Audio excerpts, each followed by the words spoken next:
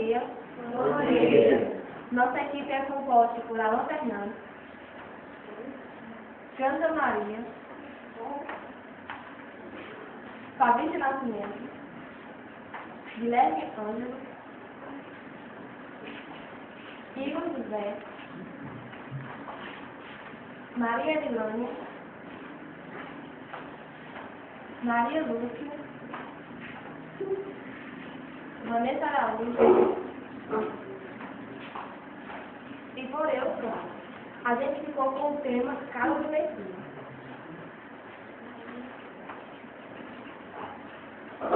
Bom dia, eu vou falar sobre o calor. Calor é a forma de energia produzida pelos movimentos moleculares mecânicos.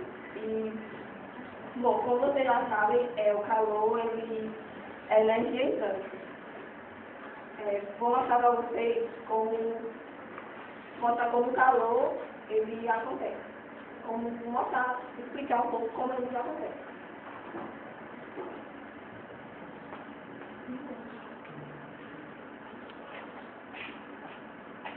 Isso, tá ajudando a me tirar o quadro. Bom, eu vou fazer um exemplo. Assim, pegar dois corpos, um corpo A que está quente e um corpo B que está frio. Quando eles se aproximarem, vai acontecer o que vocês sabem que é o calor. E ao término, os dois corpos eles entrarão em equilíbrio térmico, ou seja, os dois corpos eles ficarão na mesma temperatura.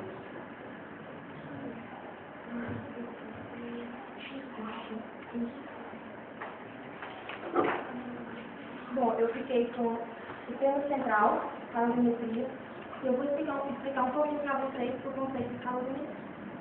O expositor Joseph Black foi o primeiro a perceber que a variação de temperatura do corpo poderia ser usada para determinar a quantidade de calor absorvida ou perdida. Como isso aconteceu?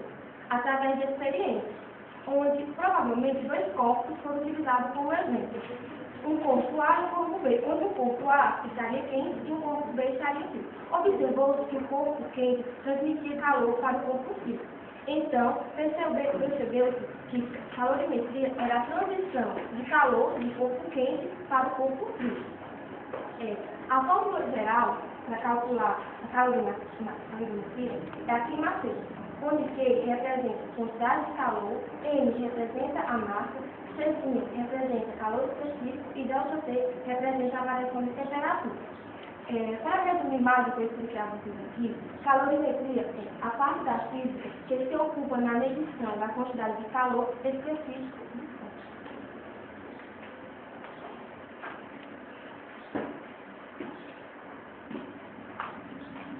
Eu fiquei com dilatação térmica. Dilatação térmica é a contração que ocorre em três dimensões: comprimento, largura e espessura.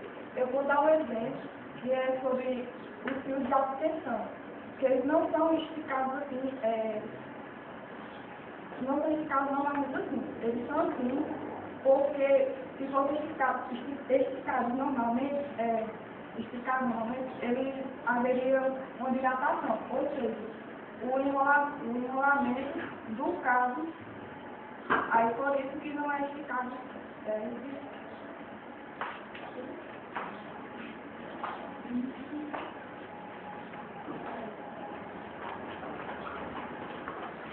Vou explicar para vocês agora o que é calor latente. Calor latente é o calor que modifica o estado físico de um corpo e não varia sua temperatura. Ao fornecer calor para uma matéria, esta mudará de estado físico. Ou seja, quando fornecemos calor para uma matéria e esquentamos, ela mudará de estado líquido para o estado gasoso. Verificando esse processo, consequentemente, a temperatura da água não varia, mantendo-se constante o valor que ela foi iniciada durante o processo. Para se descobrir o calor latente de uma matéria, usamos a seguinte forma: L igual a Q sobre M, que L é calor latente igual a quantidade de calor sobre a massa, ou quantidade de calor igual a massa vezes o calor latente. Aqui nós temos exemplo de calor sensível e latente. Aqui o gelo recebe calor e não muda de estado físico, já é o calor sensível. E aqui o gelo recebe calor e muda de estado físico, é o calor latente, quando muda de estado físico. Aqui ele recebe calor e não muda, é o calor sensível. E aqui ele recebe calor e muda, então ele recebe calor e muda, é o calor latente. O calor latente é quando ele recebe e muda, e sensível é quando ele não muda.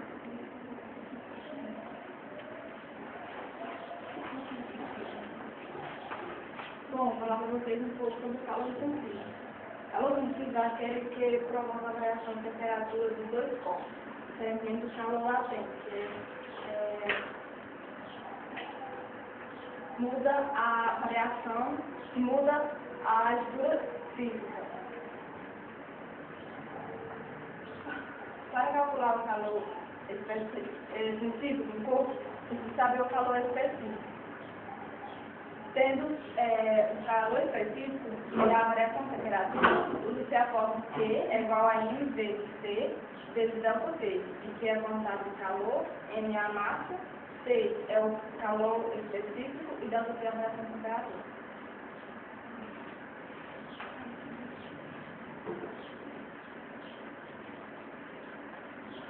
Vou falar para vocês um pouco sobre o calor específico.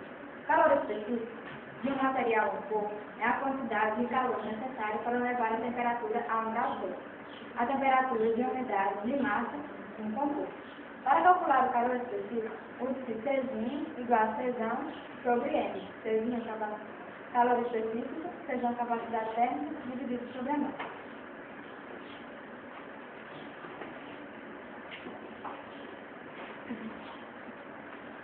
Bom, o que é a capacidade térmica? É a quantidade de calor necessária para elevar em 1 grau Celsius a temperatura de tal corpo, onde C é a capacidade térmica, que é a quantidade de calor, e delta T representa a variação de temperatura.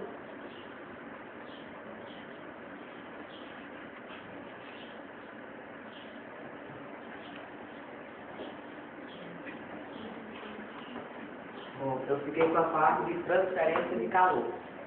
A transferência de calor ela ocorre em 3 dimensões: na condução, na convecção e na irradiação. Na condução, existem principalmente os metais, como o ferro, o alumínio e o cobre. Eles conduzem o calor de uma extremidade a qual está sendo recebido o calor a outra que ainda não recebeu o calor, sem que as moléculas se deslocem.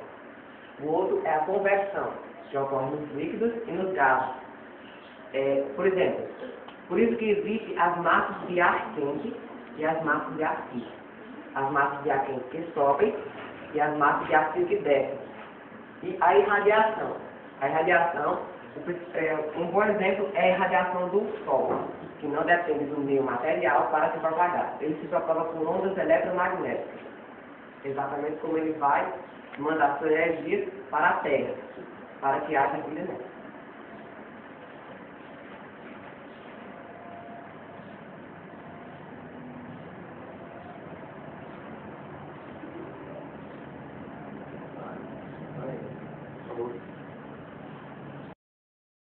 Bom dia. Nós vamos hoje apresentar um experimento sobre condução de calor.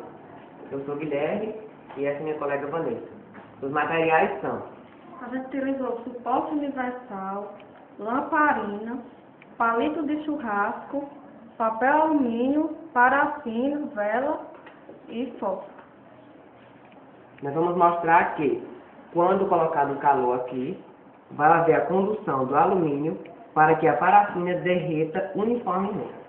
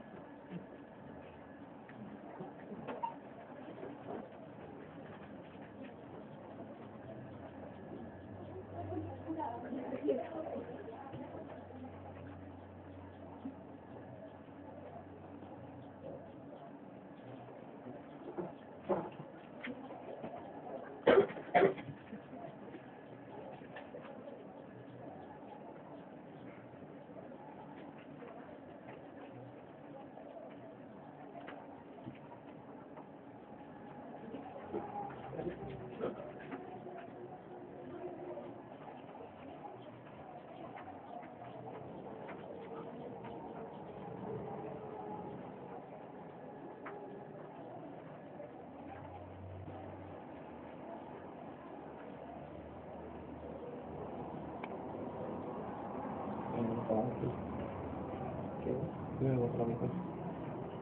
Não, vou falar. Bom, a gente vai utilizar agora o palito de churrasco, que é um mau condutor de calor, diferentemente do fio de alumínio que a gente utilizou na parte 1 do experimento. Vamos aquecer a parafina e ver o que acontece. Primeiro, vamos colocar a parafina.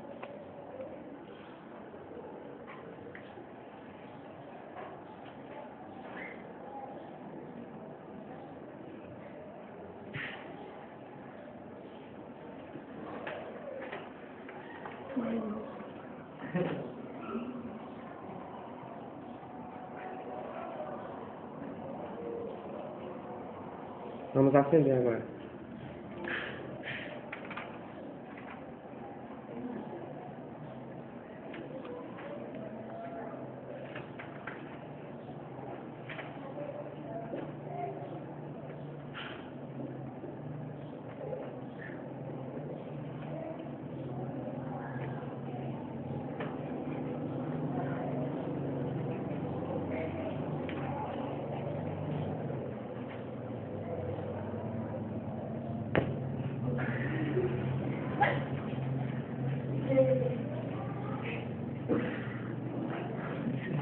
Na minha cara, não.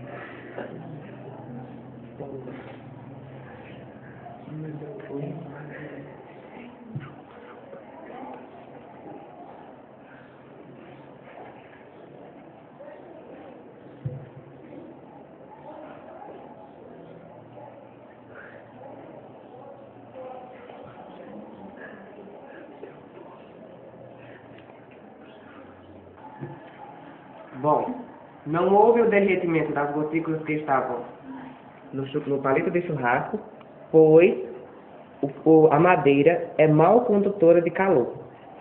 Diferentemente do fio de alumínio que a gente utilizou. Vamos apresentar mais um experimento.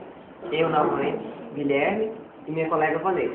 E os materiais são Circuito elétrico com uma das partes cortadas, copos, água, shampoo, sal de cozinha e hipoclorito de sódio. Vamos, primeiramente, dizer como funciona o circuito elétrico.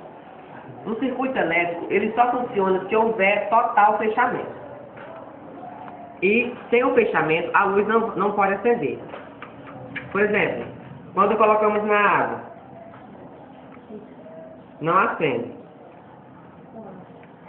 Quando colocamos na água com sal,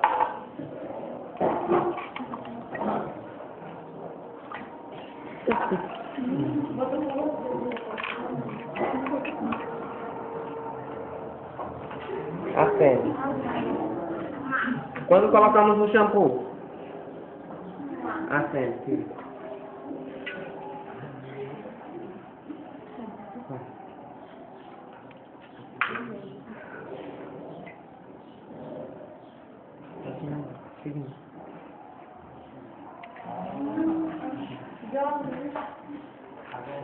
Ou seja, Faz de novo. quando houver total fechamento com boa propriedade de condução dos metais, sempre haverá o fechamento do circuito. Todos os metais são bons condutores de calor, exceto alguns como, por exemplo, a amianto. A amianto não é bom condutor de calor.